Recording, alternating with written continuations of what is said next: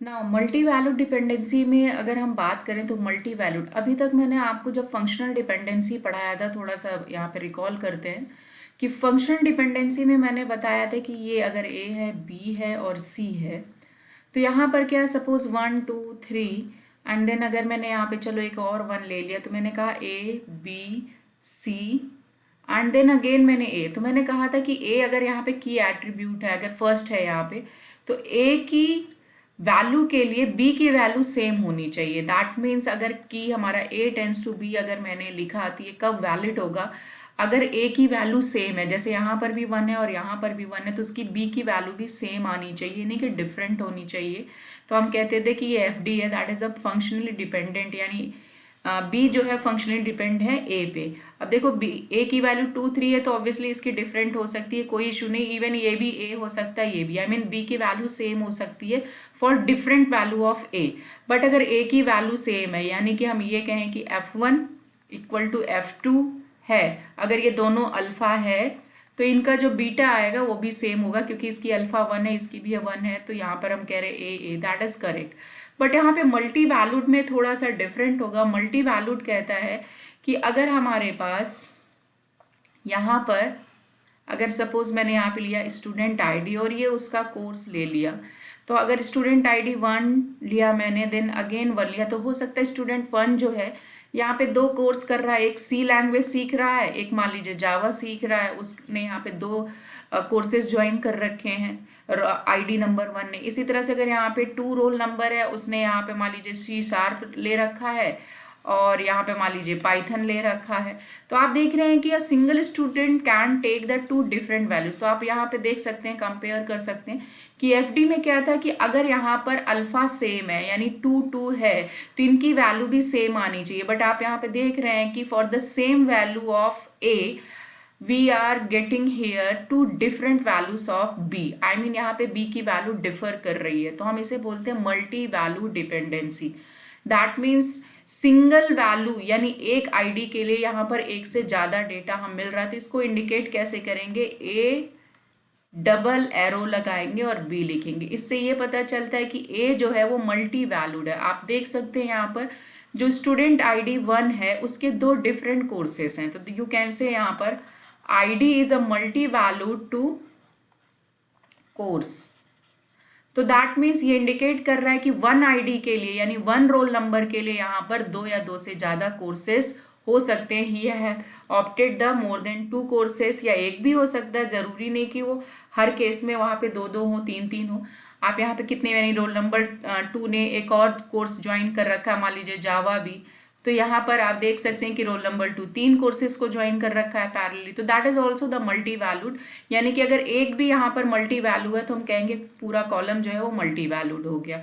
तो this is the concept of the multi valued. Now हम अब यहाँ पे देखते हैं कि ये मल्टी वैल्यूड टेबल कैसे बनाते हैं। हम यहाँ पे ये एक छोटा सा एग्जाम्पल था। I think you got the difference between the functional dependency and multi valued. Functional dependency में देखा था कि अल्फा की सेम वैल्यू के लिए बीटा सेम होनी चाहिए, but in case of multi valued same value of alpha we can get the beta different values. तो नाउ यहाँ पर देखिए multi valued dependency occurs when 2 attributes in a table are independent of each other but both depend on the third attribute। now यहाँ पे एक example आप देख सकते हैं कि यहाँ बाइक का मॉडल है, यहाँ पे बाइक का मॉडल का और 2 और कॉलम दे रखा है, मैन्युफैक्चरिंग ईयर और दूसरा है कलर। जैसे यहाँ पर देखिए बाइक जो है 20111 का मॉडल है। अब यहाँ पे उसने ईयर में, किस ईयर में यहाँ पर उन्होंने मैन्युफैक्चरिंग करी है, 8 में उन्होंने 2 तरह के कलर्स निकाले, व्हाइट एंड ब्लैक। इसी तरह से मॉडल नंबर 3301 का 13 में अगर देखें तो यहाँ पे भी 2 कलर इन्होंने मैन्युफैक्चरिंग में डाले, व्हाइट एंड ब्लैक। तो आप देख रहे हैं कि ये जो मैन्युफैक्चरिंग एंड कलर है ये एक दूसरे से इंडिपेंडेंट है, इनके बीच में कोई रिलेशन नहीं है। बट आप ये कह सकते हैं कि manufacturing year is also depends on the bike model and the same thing colour is also depends on the bike model.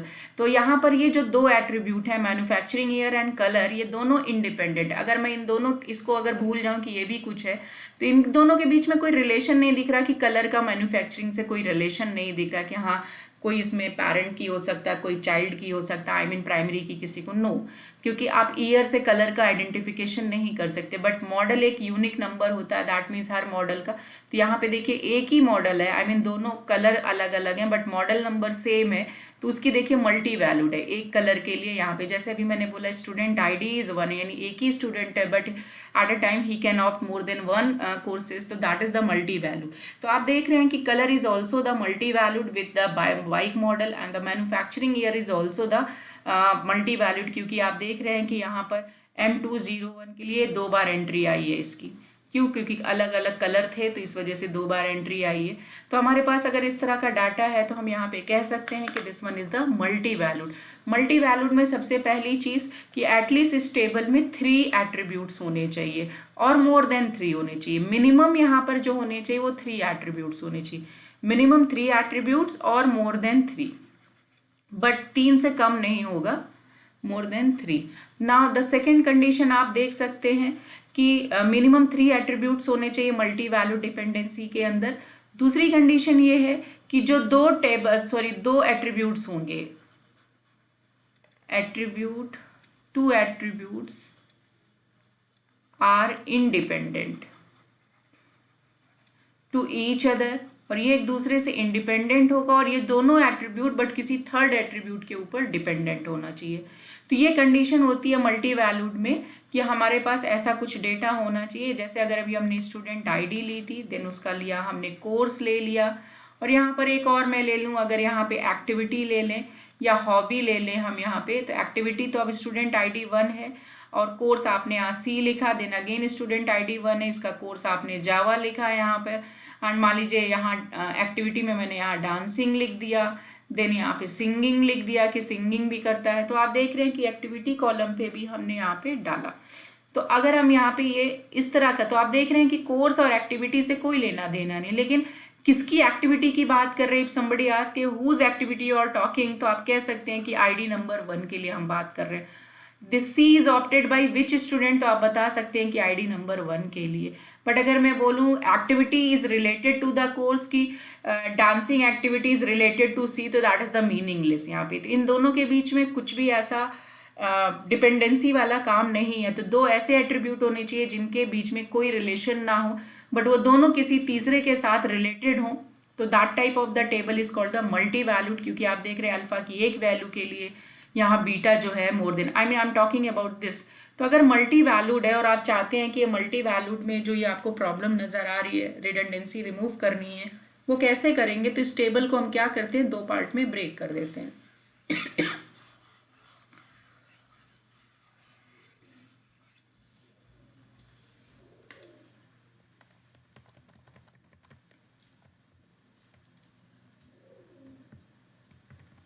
और इसे आप देखो यहाँ पे कैसे रिप्रेजेंट करते हैं, दैट इज यहाँ पे bike model is multi value dependency is the manufacturing year, then bike model is depends on the colour, आप कह सकते हैं। अब अगर मैंने यहाँ पे बोला इसे 2 टेबल में आप ब्रेक कर सकते हो, तो ये जो आपने यहाँ पे फंक्शनल डिपेंडेंसी बनाई है इसी के बेसिस पे आप यहाँ अलग कर सकते हो। पहला आप लिखोगे बाइक मॉडल एंड देन इसके साथ मैन्युफैक्चरिंग ईयर डाल दिया। दूसरी टेबल में आप यहाँ पे डालोगे that is a bike model and then colour. ये दोनों को आपने अलग कर दिया यहाँ पर, तो जो प्रॉब्लम है वो आप यहाँ पे अलग कर सकते हो कि ये रिपीटेड वैल्यू है, तो आप वहाँ पर एक ही बार मेंशन कर सकते हो, बार बार नहीं। जैसे अभी यहाँ पर मैं स्क्रॉल करके आपको दिखाती हूँ। जैसे अब देखिए यहाँ पे मॉडल नंबर क्या है, M2011। इसमें जो मैन्युफैक्चरिंग ईयर एक बार ही डालेंगे, नहीं कि 2 बार दे रखा है तो 2 बार डालोगे। देन अगेन M3001, इसका जो ईयर है ये भी 2013 है।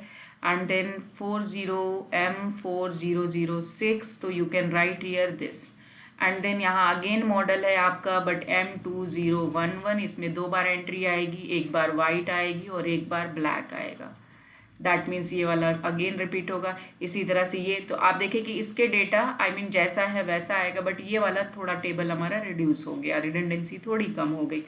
तो now this is the way you can say कि what do you mean by the multi valued dependency. Basically ये चीज़ जो हमने यहाँ पर देखी, this is called the multi valued, यानी अल्फा की सेम वैल्यू के लिए आपको बीटा जो है वो डिफरेंट मिल रहा है। एक सेम वैल्यू के लिए आपको दो बार यहाँ पे डेटा मिल रहा है इस तरह से। तो आप कह सकते हो कि this one is the multi valued. Now when we learn this multi valued, तो हमें ये करना है, क्योंकि हमें अगर ये पता चल गया तो then we can go for the this fourth NF, कि what is the fourth NF. Now fourth NF क्या है, a relation will be in the fourth NF. पहली कंडीशन क्या होनी चाहिए, if it is a Boyce Codd normal form that means BCNF में हो, यानी कि पहली कंडीशन है कि वो बीसीएनएफ में, किसी किसी बुक में आपको मिलेगा बीसीएनएफ या 3NF भी बोलते हैं। आपने वैसे भी देखा है कि जब मैंने 3NF की बात करी तो प्रीवियस जो भी सुपर हमारा था दैट इज अ 2NF होना चाहिए, और उसमें ट्रांजिटिव के साथ आप 3NF बोलते। अब हम यहाँ पे बात कर रहे हैं फोर्थ एनएफ की, तो फोर्थ एनएफ से प्रीवियस अब तक हमने क्या पढ़ा, जो लेटेस्ट पढ़ा था वो बीसीएनएफ था। यहाँ पे 3NF भी इसलिए ले लेते हैं क्योंकि बीसीएनएफ में जो उससे भी एडवांस हो जाता है, दैट मीन्स द केवल हम लेफ्ट साइड क्या देखते हैं, सुपर की देखते हैं, जबकि थर्ड एनएफ में क्या लेफ्ट सुपर हो या फिर राइट जो है प्राइम होना चाहिए। तो नाउ द सेकंड कंडीशन की, पहली कंडीशन क्या है, फोर्थ एनएफ की जो टेबल होनी चाहिए वो बीसीएनएफ होनी चाहिए। The second condition, it has no multi valued dependency, यानी कि अभी अभी हमने देखा कि मल्टी वैल्यूड डिपेंडेंसी क्या है। अगर मल्टी वैल्यूड डिपेंडेंसी है तो उसको रिमूव करेंगे, that means no multi valued, यानी नो एमवीडी बोलते हैं शॉर्टकट में, नो एमवीडी होनी चाहिए यहाँ पर। तो ये दो कंडीशन हमें फोर्थ एनएफ में हेल्प करेगा। तो let us take one example. तो अभी मैंने आपको बताया एमवीडी का मतलब क्या है कि ए की सिंगल वैल्यू के लिए बी की मल्टीपल वैल्यूज एग्जिस्ट करेगा, यही चीज यहाँ पे लिखा है। If for a single value of A multiple values of B exist then the relation will be in the multi valued. Just now we have seen कि रोल नंबर 1 के लिए कोर्सेज कई सारे थे तो वो मल्टी वैल्यूड में यहाँ पे आ गया। ना अब यहाँ पर एक एग्जाम्पल लेते हैं कि यहाँ पे कि वो फोर्थ एनएफ में है कि नहीं है। तो लेट्स डू दैट। ये वही एग्जाम्पल है जो अभी डिस्कस कर रहे थे। तो यहाँ पे देखिए स्टूडेंट आईडी यहाँ पे क्या गिवन है 21, और ये देन स्टूडेंट 21 का आप देखिए उसने कोर्स क्या ऑप्ट किया, मैथ्स और computer, then chemistry biology, and then hobby यहाँ पर मेंशन है। तो आप देख सकते हैं क्योंकि रोल नंबर 21 के लिए आप देखिए तो यहाँ पर ये सेम वैल्यू के लिए दो डिफरेंट डेटा मिल गया, तो इसका मतलब है कि ये मल्टी वैल्यूड है, यानी स्टूडेंट आईडी एंड कोर्स। इसी तरह से हॉबी में भी देख सकते हैं कि रोल नंबर 21 दो हॉबी के है, डांसिंग एंड सिंगिंग, यानी कि स्टूडेंट आईडी सेम है और हॉबी यहाँ पे मल्टी वैल्यूड थी, SID टेंस टू हॉबी। आप यहाँ पे डबल एरो लगाएंगे मल्टी वैल्यूड के लिए, तो ये दोनों हमारा यहाँ पे मल्टी वैल्यूड है, आप देख सकते हैं। तो कहना इसे कि यहाँ पर ये BCNF है, ये BCNF है और नहीं, क्योंकि इसमें जो आपका आईडी का काम करेगा, की एट्रीब्यूट क्या है, वो आपका है स्टूडेंट आईडी, यानी कि SID से डिपेंड कर रहा है ये आपका कोर्स पे भी, और दूसरा क्या है SID से ही डिपेंड कर रहा है आपका हॉबी पे भी। तो आप देख रहे हैं कि यहाँ पर जो की एट्रीब्यूट है वो रोल नंबर ही है स्टूडेंट का। ऑब्वियस है कि रोल नंबर ही हमारा प्राइमरी एट्रीब्यूट है, तो ये सुपर की होगा, सुपर की से ये डिपेंड, यानी कि फर्स्ट कंडीशन तो जस्टिफाई हो रहा है कि ये BCNF में है। But what about the second condition कि no multi value dependency. But यहाँ पे तो आप देख रहे हैं कि मल्टी वैल्यू डिपेंडेंसी एग्जिस्ट कर रही है यहाँ पर स्टूडेंट आईडी से, और ये तो हमें इसको रिमूव करना है। कैसे करेंगे, अब इस टेबल को हम मल्टी वैल्यू डिपेंडेंसी से रिमूव करने के लिए इसे डीकम्पोज करेंगे। डीकम्पोज करने का तरीका अभी अभी मैंने बताया आपको कैसे करेंगे यहाँ पे। तो आपने क्या किया कि यहाँ पे देखिए दो अलग अलग है, उसको दो अलग टेबल में आपने ब्रेक कर दिया, एक को स्टूडेंट आईडी के साथ कोर्स में और दूसरे को आप क्या करेंगे यहाँ पर स्टूडेंट आईडी का हॉबी में। तो यहाँ पर आप देखेंगे तो वो चीज़ें हट जाएंगी भाई, बाकी जितनी भी रिपीटेड, क्योंकि इसमें एक ही चीज़ थी। अब इसकी वजह से अगर हम यहाँ पे बात करें तो दोनों को अलग कर दिया, यानी दो डिफरेंट टेबल बना दी कि जो मल्टी वैल्यूड थी वो चीज़ें हमारी, क्योंकि तीन एट्रीब्यूट होनी चाहिए मल्टी वैल्यूड में, अब 3 से हमने उसको दो में तोड़ दिया है। तो यहाँ पर जो है उसको नो मल्टी वैल्यूड डिपेंडेंसी यहाँ पर एग्जिस्ट करनी चाहिए, यानी 3 में से हमने उसको दो की टेबल में दो दो कॉलम के एट्रीब्यूट में उसे ब्रेक कर दिया, तो ये रिमूव हो गया। ये इजी है, ज़्यादा नहीं है कि अगर आपको दिख रहा है कि मल्टी वैल्यूड है तो उसे आप रिमूव कर सकते हो। Now the next one is the fifth normal form. Fifth normal form यहाँ पे क्या है कि इसमें भी थोड़े से दो कंडीशंस हैं।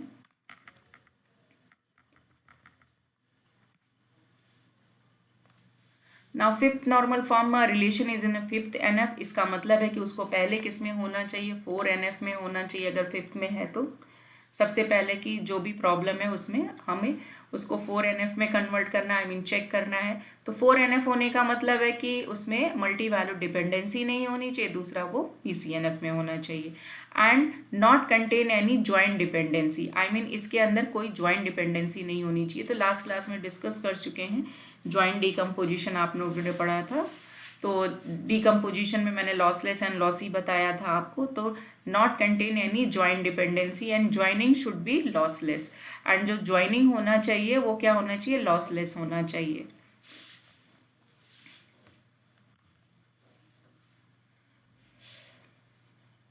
Now fifth NF satisfy when all the tables are broken into as many as table possible in order to avoid the redundancy. Fifth NF is also known as, ये इंपॉर्टेंट पॉइंट है, कभी कभी objective में आ जाता है कि it is also known as the project joint normal form. Project joint normal form भी इसको बोलते हैं। तो let's do the one example with that. ये तो क्लियर ही है कि यहाँ पर अगर ये फोर्थ NF में है तो मतलब जो मल्टी वैल्यूड नहीं होगा।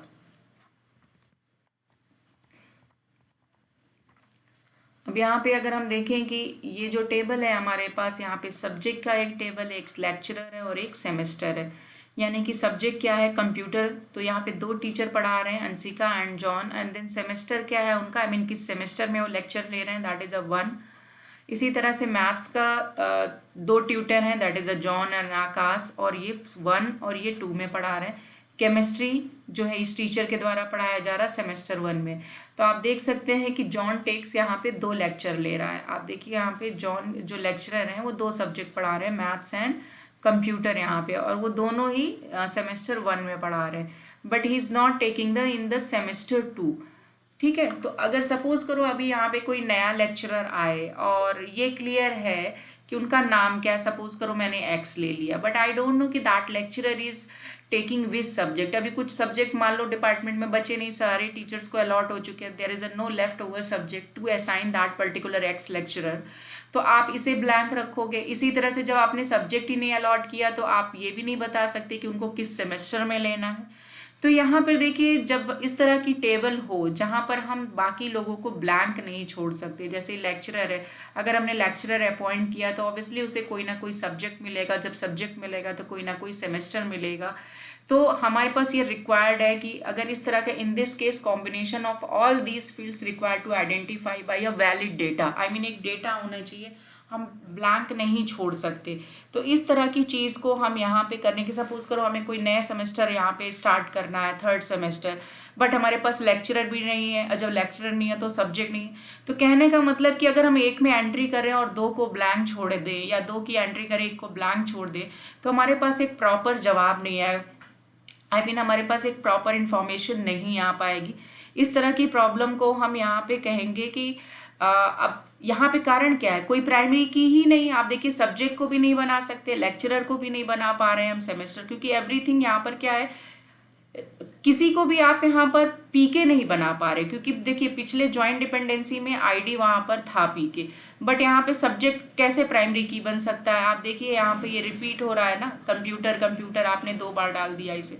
तो इसी तरह से यहाँ पे हर एक कॉम्बिनेशन को अगर हम देखें तो आई मीन वो 2-2 के साथ हो सकता है, या सब्जेक्ट है तो कोई टीचर पढ़ा रहा होगा, या सेमेस्टर में ही चल रहा होगा।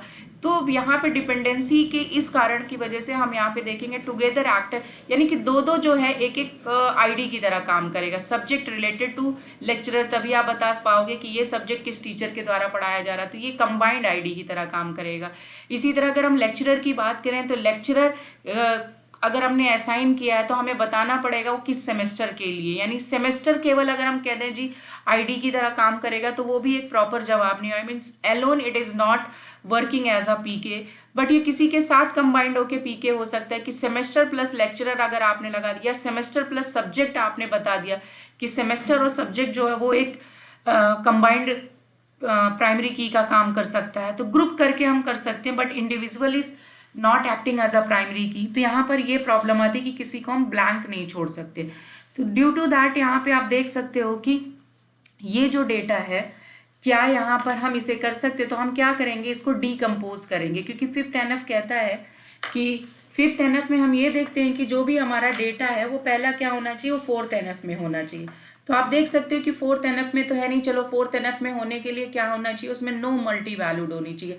हम मान के चलते ये BCNF है और यहाँ पे, लेकिन यहाँ पे मल्टी वैल्यूड आपको दिख रहा है, कारण क्या है कि यहाँ 3 एट्रीब्यूट्स है, और जो सब्जेक्ट है आप देख लीजिए यहाँ पे एक सब्जेक्ट जो 2 डिफरेंट टीचर के द्वारा पढ़ाया जा रहा है, कंप्यूटर जो है अंशिका एंड जॉन के द्वारा 2 डिफरेंट, तो इसका मतलब ये मल्टी वैल्यूड डिपेंडेंसी आ गई। और जब मल्टी वैल्यूड डिपेंडेंसी आ गई तो हम ये नहीं कह सकते कि ये फोर्थ एनएफ है, तो इसका मतलब ये फोर्थ एनएफ नहीं है। तो फोर्थ एनएफ के लिए हमें पहले मल्टी वैल्यूड डिपेंडेंसी को ब्रेक करना पड़ेगा, और मल्टी वैल्यूड डिपेंडेंसी को अगर हम ब्रेक करते हैं तो हमारे पास जो डेटा आएगा वो कुछ ऐसा आएगा।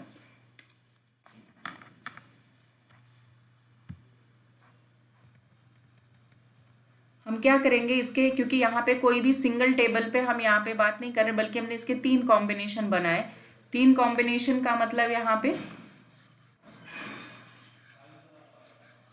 आपने पहली जो टेबल बनाई वो P1 बनाई, जिसमें हमने यहाँ पे ले लिया semester and subject.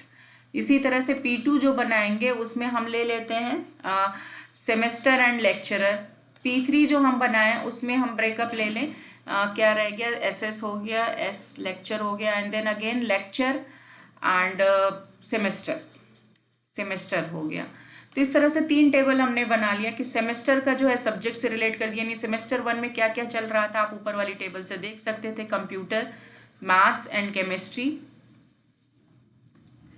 End semester 2 में जो चल रहा था केवल मैथ्स। इसी तरह से सब्जेक्ट का लेक्चरर के साथ ले लिया, तो कौन सा टीचर कौन सा सब्जेक्ट पढ़ा रहा वो एक कॉम्बिनेशन हो गया। इसी तरह से सेमेस्टर का लेक्चरर के साथ ले लिया, तो यहाँ पर ये 3 टेबल आ गया। अब हमारे पास 3 टेबल आ गया तो हम क्या करेंगे, फिफ्थ एनएफ ये कहता है कि इसमें क्या है, कोई भी ज्वाइंट डिपेंडेंसी एग्जिस्ट नहीं करनी चाहिए, नो ज्वाइंट डिपेंडेंसी।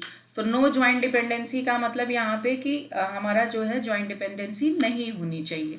तो अब यहाँ पर देखते हैं कि हमारे पास 3 ब्रेकअप आए, that means P1, P2 and P3।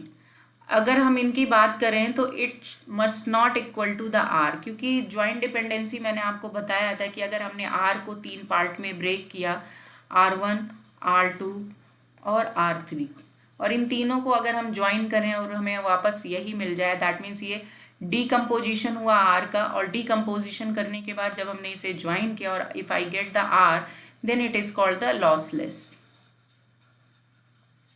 अगर ये आर नहीं मिलता, I mean it is not equal to R, तो हम इसे बोलते थे लॉसी।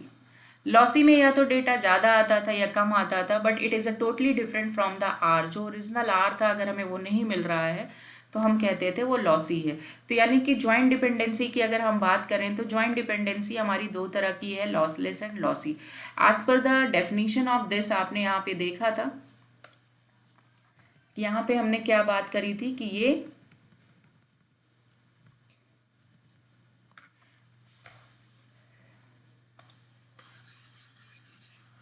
यहाँ पे क्या होना चाहिए, ये फोर्थ एनएफ में होना चाहिए and not contain any joint dependency, and joining should be lossless, यानी कि लॉसलेस होना चाहिए, इसमें लॉस नहीं होना चाहिए जो भी अगर हम ज्वाइन करते हैं। तो लेट्स डू दैट। यहाँ पे हम क्या करेंगे, एक एग्जाम्पल ले लेते हैं, अभी लिया भी था यहाँ पर वो, तो एक दूसरा एग्जाम्पल ले लेते हैं।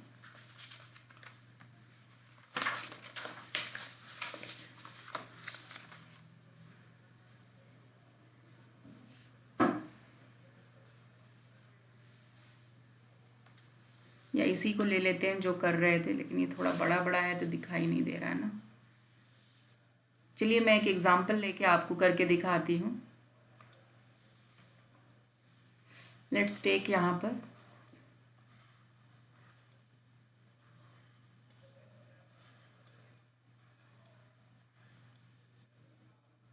मान लीजिए यहाँ पे मैंने लिया एजेंट, कंपनी एंड प्रोडक्ट। ये है, यहाँ पे मान लीजिए हमारे पास एक एजेंट ए है,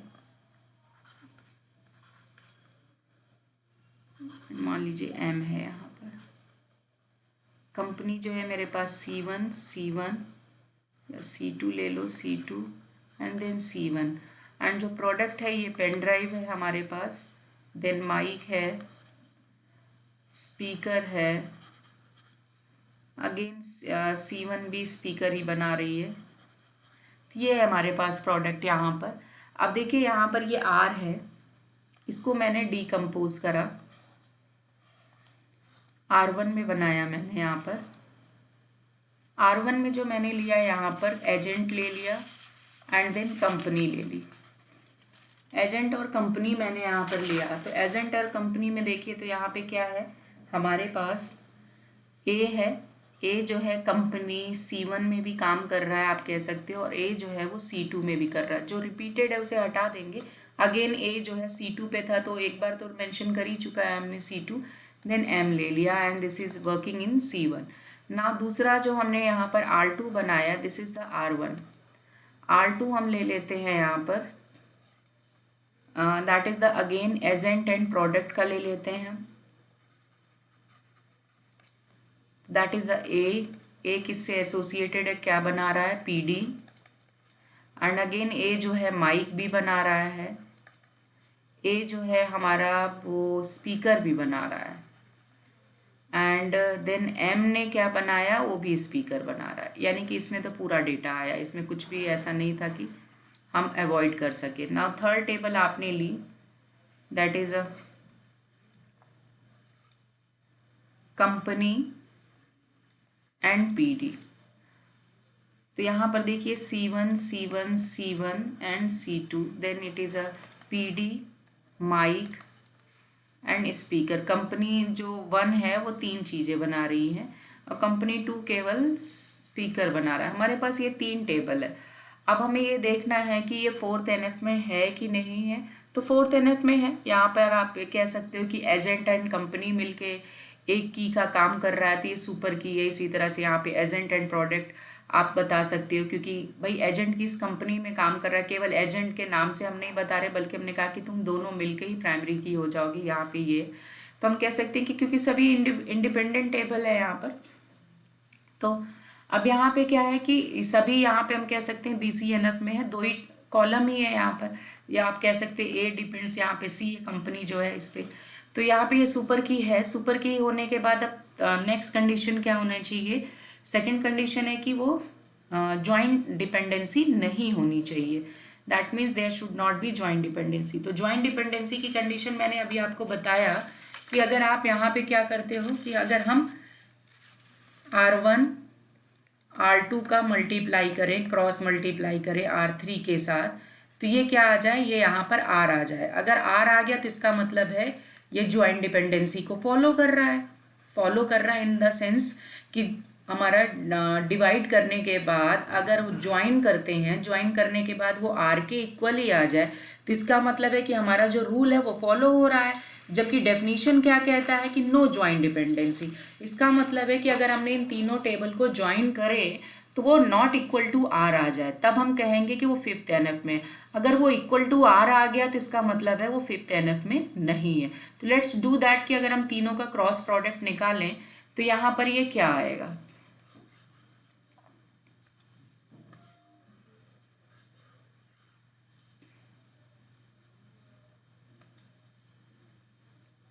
तो मैंने यहाँ पे एक टेबल बना ली।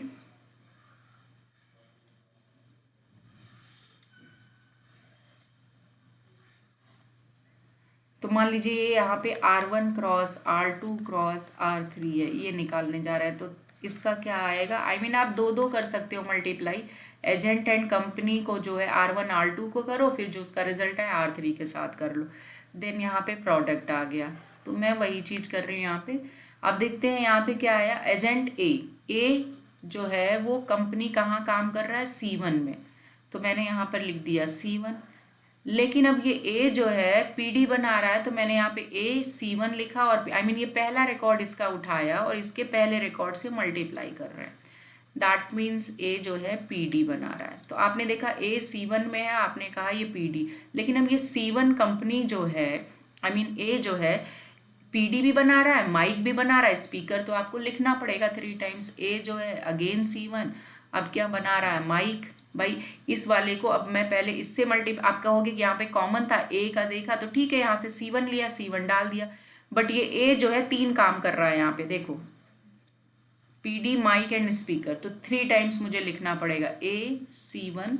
अगेन यहाँ पे आपने लिखा स्पीकर, लिख दिया मैंने, इसका फर्स्ट रिकॉर्ड हो गया। अब अगेन सेकेंड रिकॉर्ड इस टेबल का उठाओ और इसके अगेन ए वाले से जाके मल्टीप्लाई कर दो, तो ये क्या आ जाएगा, आप यहाँ पे देख सकते हैं AC2, देन यहाँ पे क्या आ गया PD, क्योंकि ए 3 काम कर रहा है, अगेन C2 के लिए भी 3 रिकॉर्ड हो जाएगा, mic, and the third one is the speaker, और ये रहा C2 और ये रहा A।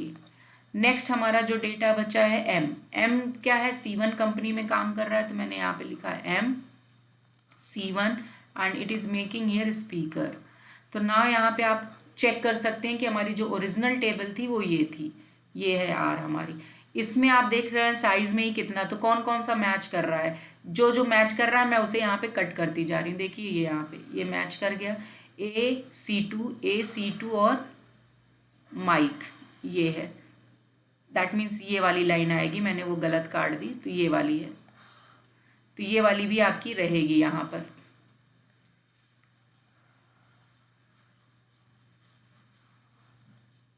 ये वाली यहाँ पे रहेगी।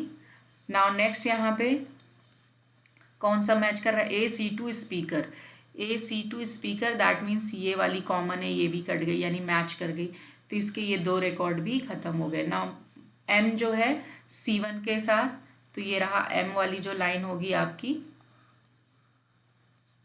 तो आप इसे भी कट कर सकते हो। यहाँ पे आप देख सकते हो कि यहाँ पर कितना एक्स्ट्रा रिकॉर्ड आया, एक तो ये आपका आ रहा है, तो लगभग 3 या 4 रिकॉर्ड एक्स्ट्रा आ रहा है। तो आप देख रहे हैं कि यहाँ पे जब ये एक्स्ट्रा रिकॉर्ड आ रहा है तो आप कह सकते हैं कि R1 cross R2 cross R3 is not equal to R, ये R के बराबर नहीं आ रहा है। इसीलिए डेफिनेशन में उसने क्या लिखा कि ये क्या होना चाहिए, ज्वाइंट डिपेंडेंसी, दैट मीन्स ये लॉसलेस होना चाहिए। तो आप दैट मीन्स अगर ये लॉसलेस आ जाता तो आप कह देते कि ये तो ज्वाइंट डिपेंडेंसी को फॉलो कर रहा है, ज्वाइंट डिपेंडेंसी को फॉलो कर रहा है, बट हमें यहाँ पे क्या देखना है, लॉसी अगर आ जाए, हमारा लॉसी आ जाना चाहिए। तो लॉसी अगर आ जाता है यहाँ पर, तो इसका मतलब अगर ये इक्वल टू नहीं आ रहा है, नो ज्वाइंट डिपेंडेंसी बोल रहा है, 5th NF में नो ज्वाइंट डिपेंडेंसी आनी चाहिए, यानी ज्वाइन करने के बाद सेम डेटा नहीं आना चाहिए। तो नाउ वी कैन से कि this example is in the 5th NF, ये 5th NF में होगा। यहाँ पे let's take one more example जिसमें हम ये देखें कि क्या वो 5th NF में है, नहीं, क्योंकि एग्जाम में पूछा जा सकता है कि जो गिवन प्रॉब्लम है क्या वो 5th NF में है कि नहीं है, तो आप यहाँ से चेक कर सकते हैं। Let's do one more problem यहाँ पे, दैट इज अ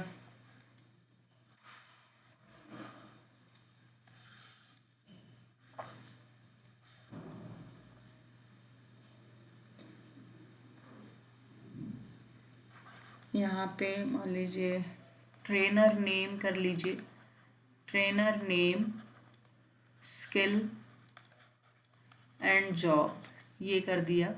यहाँ पे पहला नाम है, मान लीजिए यहाँ पे राम लिख दिया मैंने, राम जो है वो DBA यहाँ पर लेता है और जॉब उसकी J1 है। श्याम ले लिया यहाँ पे, श्याम यहाँ पे जो टीच कर रहा है वो टेस्टर है, सॉफ्टवेयर टेस्टर है, और यहाँ पे उसकी जॉब J2 है। देन यहाँ पे मैंने ले लिया मोहन, एंड देन वो प्रोग्रामर है किसी भी चीज़ का, दैट मीन्स जावा का या सी का, किसी का भी होगा। देन रोहन ले लीजिए, एंड देन यहाँ पर आपने कहा कि वो, चलो ये भी सी का ट्रेनर है, जो भी है यहाँ पे ले लिया। देन J4 ले लिया जॉब यहाँ पे। तो अब यहाँ पे देखिए इसमें क्या है, क्योंकि ये 3 है, ये मल्टी वैल्यूड को ले रहा है, 3 कॉलम्स है यहाँ पर, 3 कॉलम्स है, और तीनों यहाँ पर आप देखिए स्किल एंड जॉब से कोई लेना देना नहीं है कि भाई किसी की स्किल है तो वो जॉब कर भी रहा है, नहीं भी कर रहा हो सकता है। I am very good in the DBA but I am not doing any job, ये भी हो सकता है। तो जॉब का स्किल से कोई लेना देना है, बट जॉब कोई पर्सन ही कर रहा होगा, दैट मीन जॉब जो है इस पे डिपेंडेंट होगा। And when we are talking about the skill, तो ऑब्वियसली किसी पर्सन की स्किल की बात कर रहे हैं यहाँ पर, ऐसा नहीं कि हम रोबोट के स्किल की बात कर रहे हैं। तो यहाँ पे किसी चीज़ के बारे में जिक्र कर रहे होंगे, तो ये दोनों एट्रीब्यूट जो है ये थर्ड एट्रीब्यूट पे डिपेंड कर रहा है, तो दैट मीन्स ये मल्टी वैल्यूड है। ये मल्टी वैल्यूड है तो इसका मतलब ये फिफ्थ NF में नहीं है या फोर्थ NF में ही नहीं है। जब फोर्थ में नहीं है तो फिफ्थ में कहाँ से आएगा? तो इसको डिकम्पोज करोगे तो इसमें भी 3 टेबल हम बनाएंगे, क्योंकि 2-2 की ज्वाइनिंग करके बनाना है हमें यहाँ पे। तो ये हो गया पर्सन का स्किल के साथ कर लिया, दैट मीन्स पर्सन नेम का। इसी तरह से R2 का जो है आप यहाँ पे स्किल एंड जॉब ले लिया, देन R3 आपने ले लिया अगेन पर्सन एंड जॉब ले लिया आपने। तो ये 3 टेबल यहाँ पर हम बना लेंगे। अब 3 टेबल को हम क्या करेंगे, आपस में करके देखते हैं। तो पहले तो 3 टेबल बना लेते हैं जो यहाँ पर डिसाइड किया था। तो यहाँ पे ट्रेनर नेम है, दैट मीन्स ट्रेनर, और ये रहा उसका स्किल। तो मैं शॉर्टकट लिख रही हूँ, R यानी राम जो है वो DBA है। देन यहाँ पे श्याम है, वो यहाँ पे टेस्टर है। देन इसी तरह से आपका मोहन है एंड रोहन है। तो मोहन एंड रोहन ये भी प्रोग्रामर है और ये C प्रोग्रामर है। नेक्स्ट जो है हमारे पास that is the again person name, that is a trainer, and then job। तो ट्रेनर RSMR अगेन हमने ले लिया। R का मतलब यहाँ पे राम है और यहाँ पे रोहन है, that means J1 J2 J3। क्योंकि आप देखिए तो यहाँ पे जो कॉलम में वैल्यूज है ना वो सभी डिफरेंट है, कोई भी रिपीटेड नहीं है। तो इसको जब हम ज्वाइन करेंगे और या डिकम्पोज कर रहे हैं तो आप देख रहे हैं सेम ही डेटा आ रहा है, कुछ कम नहीं हो पा रहा है ना। इसी तरह से यहाँ पर हम देखें स्किल एंड जॉब की बात करें तो स्किल एंड जॉब में भी सेम आ जाएगा, DBA आ जाएगा, देन टेस्टर आ जाएगा, ये प्रोग्रामर है, ये C प्रोग्रामर है, यहाँ पे J1 J2 J3 and J4। ना अब इनको कंबाइन करें हम, that means R1 R2 R3 को अगर हम लें तो that is a tester skill and job. तो केवल इन्हीं 2 को अगर हम मिला लेना तो हमें 3 कॉलम वैसे भी मिल जाते हैं। तो दैट मीन्स अगर हम टेस्टर की बात करें R, तो ये DBA है, ये DBA आ गया। जॉब क्या है, देखो राम का जॉब क्या है, यहाँ पर J1 है, केवल एक ही जॉब है इसकी। नाउ अगेन यहाँ पर श्याम की जो जॉब है वो है टेस्टर है, टेस्टर है और जॉब J2 कर रहा है। मोहन की अगर आप देखें तो वो प्रोग्रामर है और उसका जॉब 3 है। इसी तरह से रोहन जो है वो है आपका C प्रोग्रामर एंड उसका जॉब J4 है। आप देख रहे थे कि यहाँ पे सारी वैल्यूज डिफरेंट है, जॉब की भी स्किल की भी सारी डिफरेंट है, तो कोई रिपीटेड नहीं है कि हाँ यहाँ पर आप कह सकते हो कि ना ही यहाँ पर जो ये पर्सन हमने लिया था चारों डिफरेंट थे, कुछ भी रिपीटेड नहीं था कि एक ही ट्रेनर 2 चीज़ों को सिखा रहा था। जब इंडिपेंडेंट है ऑटोमेटिक आप देख रहे हैं कि इनको जब क्लब करोगे आप तो कुछ भी रिपीटेड होने के कारण आपका एक्स्ट्रा तो आ ही नहीं रहा है, ना ही कम आ रहा है। तो आप देख रहे हैं ये R था, जब हमने इनको आपस में फिर से ज्वाइन किया तो ये फिर से क्या आ गया, that means R1 cross R2 cross R3 को जब हमने ज्वाइन किया अगेन इट्स कमिंग R, यानी कि ये ज्वाइंट डिपेंडेंसी को फॉलो कर रहा है। और ज्वाइंट डिपेंडेंसी को फॉलो कर रहा है तो ये फिफ्थ NF में नहीं हो सकता। फिफ्थ NF कहता है कि भैया नो ज्वाइंट डिपेंडेंसी। तो this is the example of कि this is not in the fifth NF, this is not in the fifth NF। Fifth NF कहता है कि जो हम काम कर रहे हैं आफ्टर डिकम्पोजिशन अगर हम उसे ज्वाइन करें और वो डिट्टो हमारा R आ जाए तो फिर वो फिफ्थ NF में नहीं है, क्योंकि वो बोल रहा है no joint dependency must be exist. तो this is the concept of the fifth NF। Fourth NF यहाँ पे थोड़ा सा इसे चेंज कर लेना, यहाँ पे ये गलत है, यहाँ पे मैं इसे अभी एडिट कर दूंगी। यहाँ पे जो लिखा हुआ है इन्होंने कि not contain any joint dependency, फिर उसके बाद लिख दिया ज्वाइंट शुड बी लॉसलेस, ये गलत है, बल्कि आप कहोगे लॉस ही होना चाहिए, यानी लॉस हो रहा है। अगर वो ज्वाइंट कंडीशन में लॉसलेस आ गया तो इसका मतलब है कि वो ज्वाइन है। अगर वो ज्वाइंट कंडीशन को फॉलो कर रहा है तो वो फिर फिफ्थ NF में नहीं होगा। तो फिफ्थ NF के लिए ये वाली लाइन कट कर देना, मैं इसे रिमूव कर दूंगी। That means a relation will be in the fourth NF as well as not contain any joint dependency. केवल इतना लिखिएगा आप लोग।